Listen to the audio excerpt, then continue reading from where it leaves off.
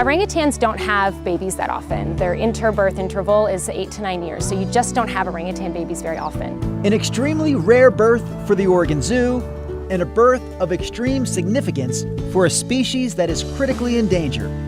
Kitra's special delivery last month was the first orangutan birth at the zoo in 35 years.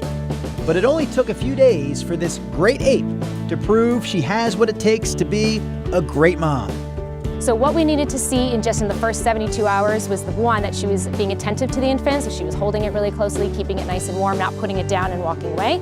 Also that she's holding it correctly for breastfeeding. You don't want her holding baby upside down or holding it over here. That doesn't really work. But she was holding baby perfectly in position. All babies need to do when they're born is cling and nurse. And our baby did that right off the bat, so we're thrilled.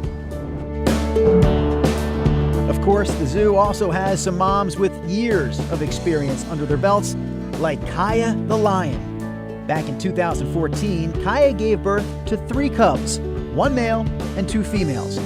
Brother moved on to the Houston Zoo to lead his own pride there, but his sisters are still part of the Oregon Zoo Pride.